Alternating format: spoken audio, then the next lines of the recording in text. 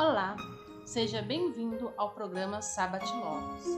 Fique com o apresentador do dia.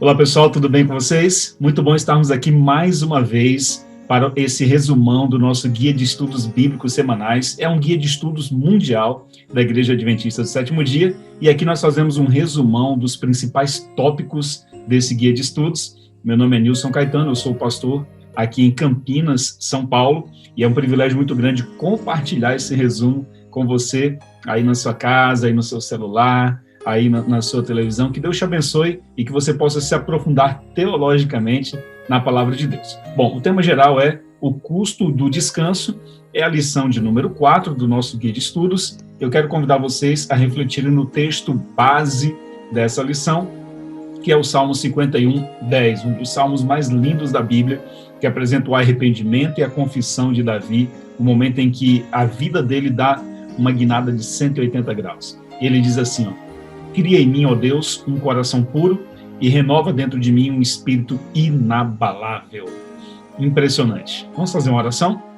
Grande Deus e bom Pai Celestial, obrigado porque podemos mergulhar um pouquinho mais na Tua palavra nesse momento. Pedimos Tua sabedoria e bênção, em nome do Senhor Jesus. Amém. Muito bom, pessoal. Cria em mim, ó Deus. Olha que oração extraordinária de Davi. Esse verbo criar é a mesma palavra usada ali no livro de Gênesis, né? Quando Deus cria do nada o mundo. Bereshit bara Elohim. É o mesmo verbo, o verbo bará é o verbo criar do nada, ou seja, Davi reconhece que a sua vida estava um caos, sem forma, vazia, sem Deus, distante do Senhor, porque ele havia pecado.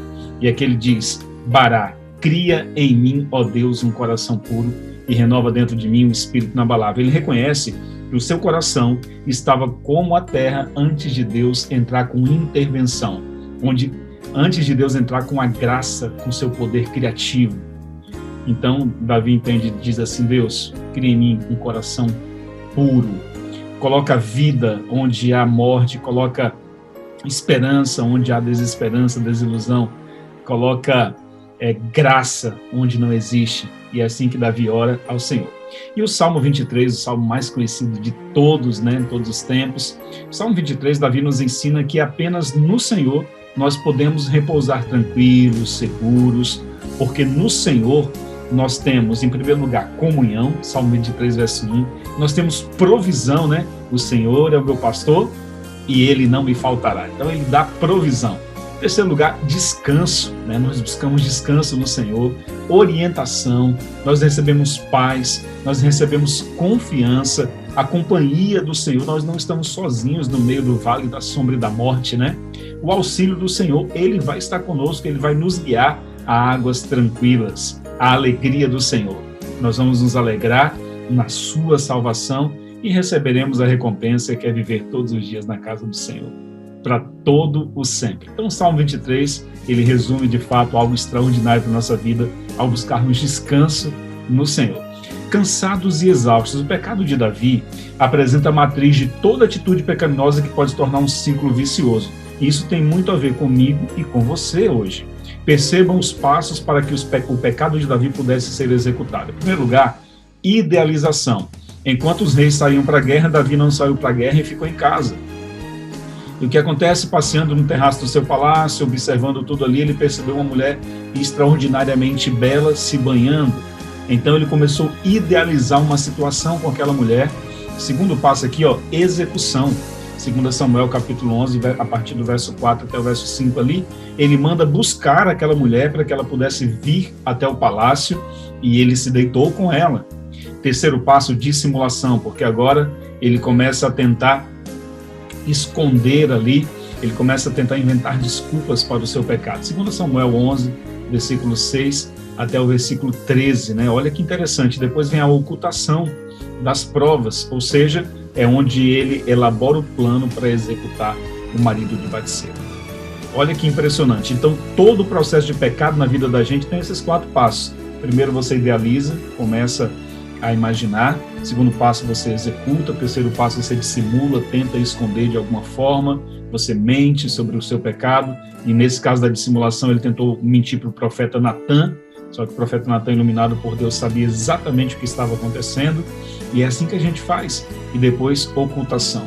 O que Davi fez foi muito grave aos olhos do Senhor. Agora, o profeta Natan, ao repreender o rei, ele usa uma história que é comum a Davi, que já havia sido pastor de ovelhas, e ele apresenta também a história como uma espécie de julgamento. Primeiro, Natan apresenta um relatório, conta uma história interessante de um homem rico e tudo, que, enfim, acabou explorando a única ovelhinha do homem pobre.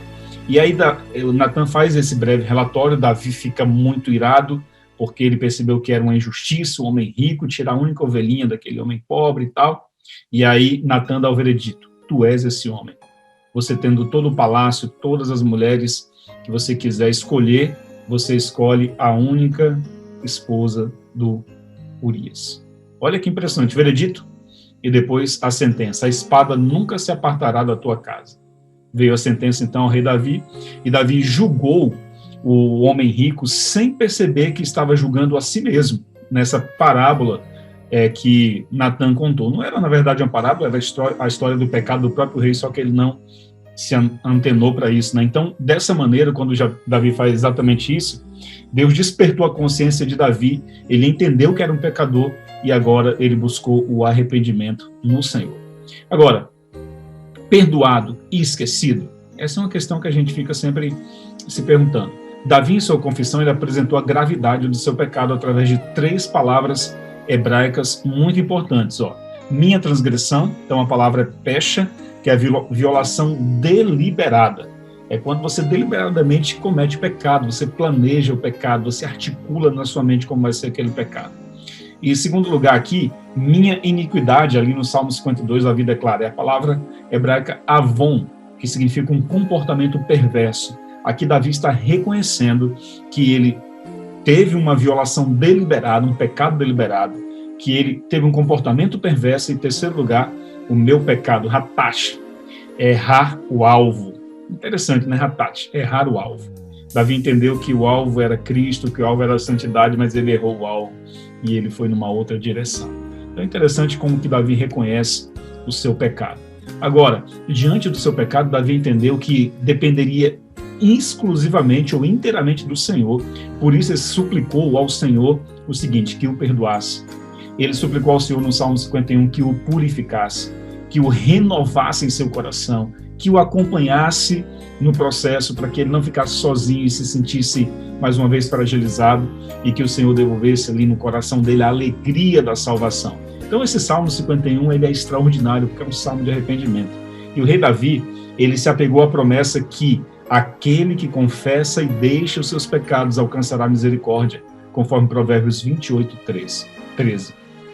Então aqui Davi, ele apresenta no Salmo 51 o que ele buscou do Senhor, uma renovação, algo novo, um perdão, uma purificação, um acompanhamento do Senhor, né?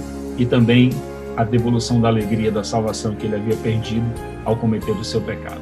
Mas todos nós somos refletores da luz de Deus. Então, após experimentar o verdadeiro arrependimento, o rei Davi foi perdoado e ele decidiu voltar a ensinar os caminhos de Deus. Está ali no Salmo 51, verso 13, né? Ele decidiu exaltar a justiça de Deus. Só Deus é soberano, só Deus é justo. Salmo 51, 14. E ele decidiu anunciar os louvores de Deus. Olha a alegria da salvação agora voltando a Davi, e ele volta a exercer o seu ministério, ele volta a exercer os dons que Deus colocou na mão dele com alegria e com inteireza de coração. Bom, o arrependimento de Davi foi sincero e foi profundo também.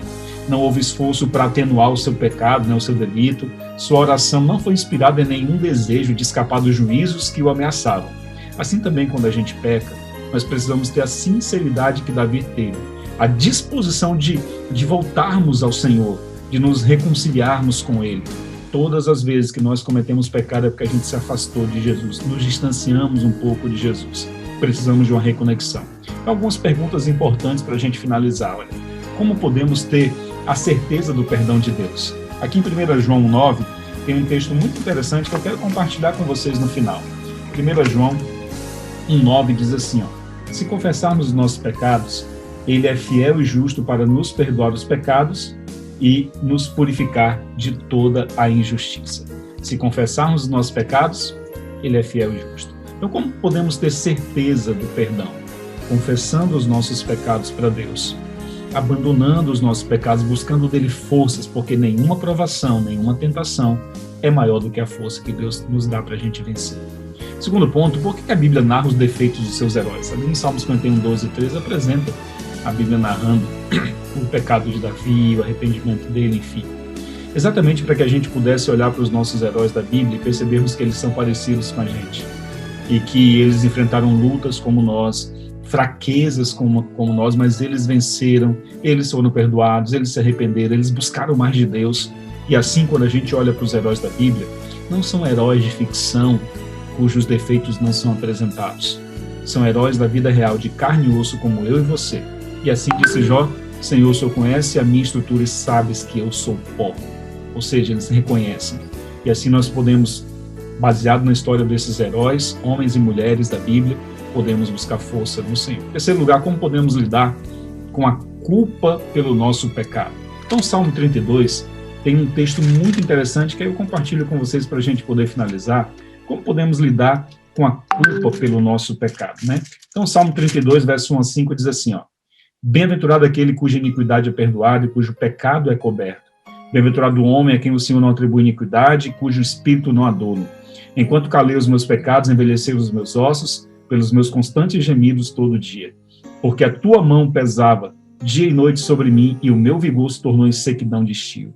Confessei-te o meu pecado, e a minha iniquidade não mais ocultei. Disse: confessarei ao Senhor as minhas transgressões, e tu perdoaste a iniquidade do meu pecado. Então, como que a gente pode lidar com a culpa pelo pecado?